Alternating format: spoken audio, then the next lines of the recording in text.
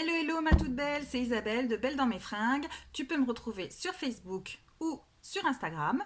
Et aujourd'hui je vais te parler de la fermeture éclair invisible et comment la mettre sur une jupe avec une ceinture. On se retrouve tout de suite.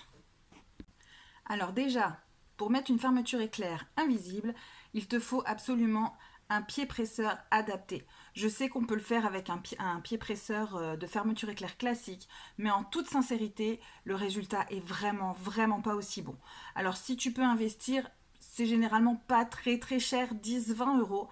Voilà, ça c'est le mien. Alors la caractéristique, c'est qu'il a une petite rainure en fait.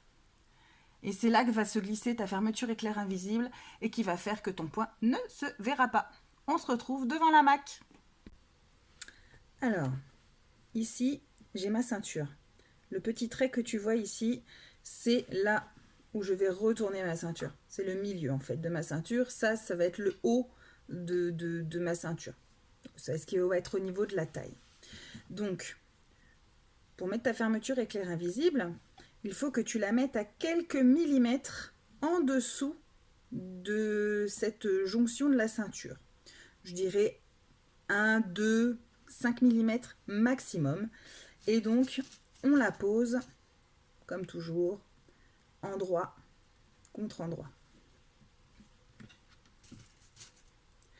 Après, ma petite astuce, c'est sur la machine à coudre. Je vais décaler légèrement mon aiguille. Donc là, j'ai bien mes dents à quelques millimètres en dessous de mon milieu de ceinture. Je rentre bien, je fais bien attention que ma fermeture soit bien dans la rainure de mon pied presseur.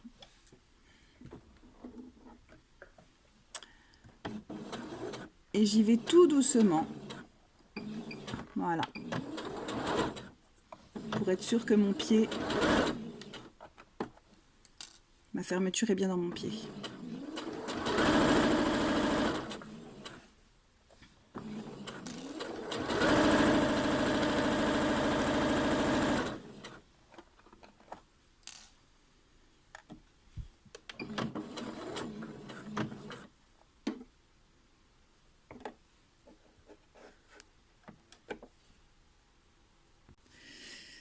Donc là, quand on ferme la fermeture, normalement,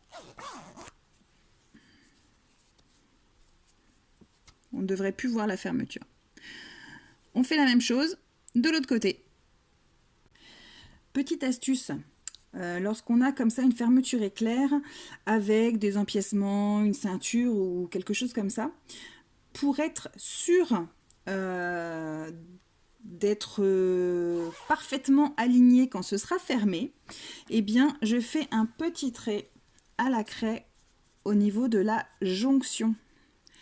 Et ce petit trait, je vais faire en sorte qu'il soit exactement identique de l'autre côté.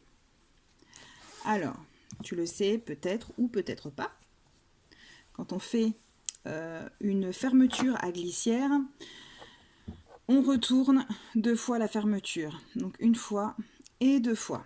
Donc, je mets bien mon petit trait blanc au niveau de ma jonction de ceinture pour être sûr qu'elle soit bien alignée.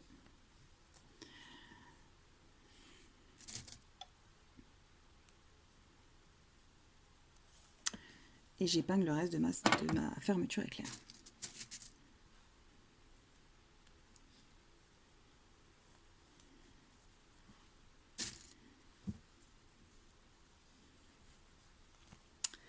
Et donc là, c'est parti.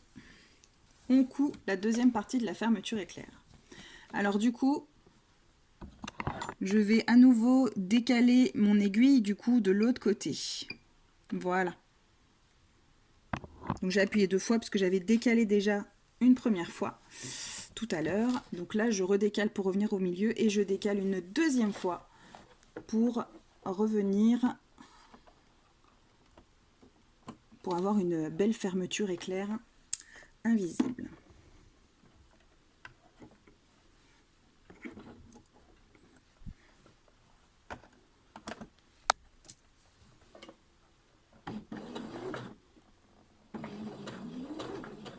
faut bien faire attention que la fermeture éclair soit bien prise dans la rainure. Parce que si elle n'est pas prise dans ta rainure, tu risques de ne pas pouvoir fermer ta fermeture.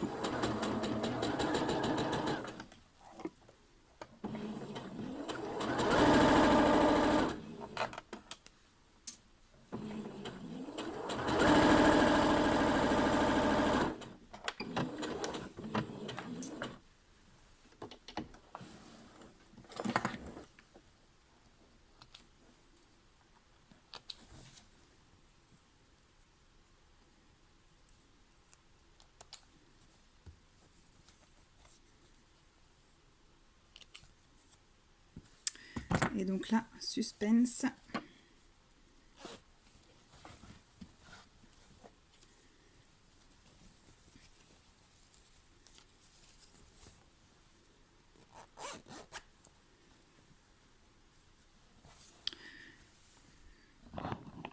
Voilà une fermeture éclair invisible, totalement invisible. J'ai fait exprès de prendre une fermeture rouge pour que tu vois bien sur mon tissu blanc qu'elle est totalement invisible. Alors oui, c'est sûr, si tu tires, on va en voir un tout petit peu. Mais voilà, c'est censé donner ça. Donc tu vois que ma jonction est parfaite avec la petite astuce que je t'ai donnée.